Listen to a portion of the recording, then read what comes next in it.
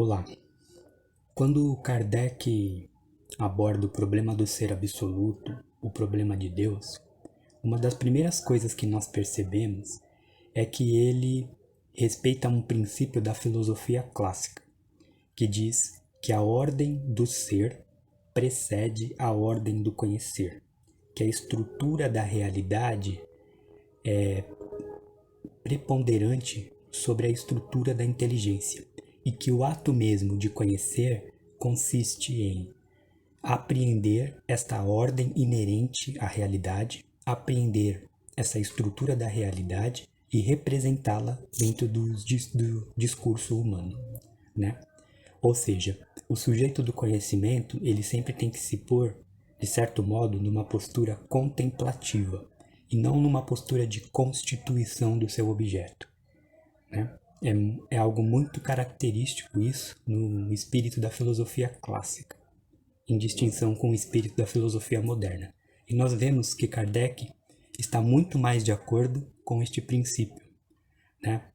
Por exemplo, agora ele abordando o problema do instinto e da inteligência, nós vemos que ele parte sempre de uma observação, de uma espécie de contemplação da natureza. E a partir dos dados que a realidade, que a natureza lhe apresenta, ele vai então tecendo os seus argumentos, tecendo os seus raciocínios. Então é um raciocínio de característica a posteriori, né? Sempre aberto à experiência, à realidade, e a partir dos dados da realidade, ele tenta tecer um discurso sobre isso, né? Mas o conceito, a estrutura intelectual deve sempre buscar estar condizente com essa própria estrutura apreendida nos fenômenos naturais, na realidade. Isso é próprio também do espírito da filosofia clássica. Quando Kardec analisa o problema do instinto e da inteligência, ele busca determinar se há uma diferença entre esses dois conceitos, essas duas forças presentes na vida humana e na natureza. Se há uma diferença, se há uma semelhança, se são a mesma coisa, o mesmo princípio, né?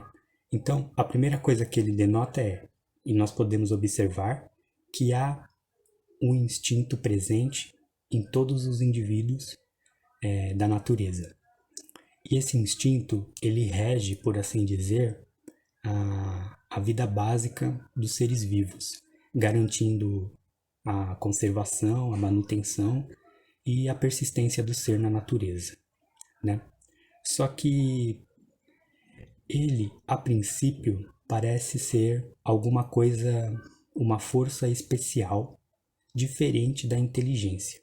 Primeiro porque ele se caracteriza como um ato involuntário e inconsciente, que preside todos os seres, desde o reino vegetal até o reino animal e o reino nominal, né? Então, a princípio, parece que é algo distinto da inteligência.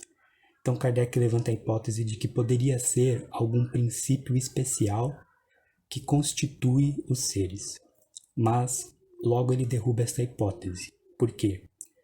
Porque, embora ele seja involuntário e inconsciente, ele tem um certo teor de inteligência. Então, ele tem uma semelhança muito profunda com os atos da inteligência, com os atos livres da inteligência, né? Então, ele não é um princípio absolutamente diferente da inteligência. Mas, por outro lado, ele também não pode ser dito que é um ato puro da inteligência, da nossa inteligência, porque ele também se revela muitas vezes superior à própria inteligência. Primeiro, porque o instinto ele é muito mais seguro, muito mais assertivo, né? E muito mais previdente, ao passo que a inteligência muitas vezes vai tateando entre erros e acertos até conseguir realizar mesmo o seu objetivo. O instinto não, ele é assertivo, ele é seguro, ele é previdente. Então, não se pode também dizer que o instinto é uma espécie de inteligência rudimentar. Não, muitas vezes ele se revela, mas na maioria das vezes ele se revela superior à própria inteligência particular presente nos seres e presente no homem. Se revela muito superior. Então, ele não é nem algo especial, totalmente diferente da inteligência, e nem uma inteligência rudimentar. E, ao mesmo tempo, também é possível perceber que há uma simultaneidade do instinto e da inteligência nos atos dos seres, né? Por exemplo, ele cita o seguinte: o animal carnívoro é impelido pelo instinto a se alimentar da carne, mas as precauções que toma e que variam conforme as circunstâncias para assegurar a presa, a sua previdência nas eventualidades, são atos da inteligência. Então aí nós vemos também a simultaneidade do instinto e a inteligência. Então, ele vai, nessa observação, nessa contemplação da natureza, ele vai tecendo o seguinte argumento: já que o instinto não é nem um princípio absolutamente diferente da inteligência e nem uma espécie de inteligência rudimentar, verifiquemos então melhor os seus efeitos, né? Os seus resultados na ordenação da natureza. Com efeito, nós percebemos o quê? Ele é muito previdente, seguro e assertivo, né? Também ele é muito bem distribuído. Há uma sabedoria e uma perfeição na distribuição das faculdades instintivas segundo a necessidade de cada espécie. Então, dado esses efeitos perceptíveis e visíveis do instinto na natureza, forçoso é concluir que o instinto é, na verdade, o efeito de uma inteligência suprema. Não é nem uma inteligência rudimentar, nem um princípio especial e absolutamente diferente da inteligência dos seres presentes nos seres da natureza, mas é uma inteligência superior que preside a ordem natural na sua totalidade e que evidencia uma sabedoria e uma unidade no conjunto da sua ordenação, da sua previdência em relação a todos os seres da natureza. Então, nesta observação paulatina, cuidadosa, dos movimentos, dos atos do instinto na natureza, se conclui pela sua causa presente, oriunda mesmo do ser absoluto, né? Ele é um efeito da ação providencial do ser absoluto na natureza, né? Então o instinto mesmo, ele se revela como uma inteligência superior, uma inteligência suprema, né? Cuja finalidade é manter a existência e a manutenção dos seres vivos na natureza, né? Assim nós percebemos como que Kardec se coaduna com esse espírito da filosofia clássica e como que ele consegue alcançar as mais altas conclusões metafísicas a partir da observação dos dados mais simples da natureza, né? Tecendo então uma série de análises e de argumentos a posteriores, né? De raciocínios a posteriores.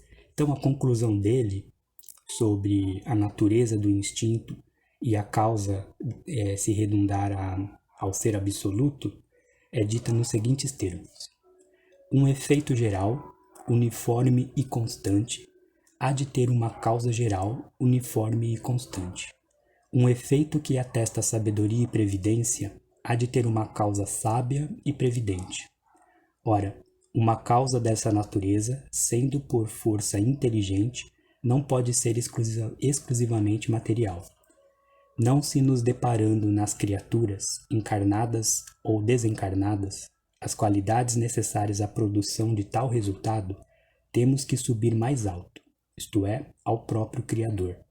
Se nos reportarmos à explicação dada sobre a maneira por que se pode conceber a ação providencial, se figurarmos todos os seres penetrados do fluido divino, soberanamente inteligente, compreendemos a sabedoria previdente e a unidade de vistas que presidem a todos os movimentos instintivos que se efetuam para o bem de cada indivíduo. Assim, percebemos a ação de Deus, que é uma ação também providencial, a ação de Deus na natureza por meio do instinto, né? Eis também mais uma prova da existência de Deus por via indutiva e a posteriori, através da contemplação e da observação dos dados mais simples da realidade, dos dados da natureza.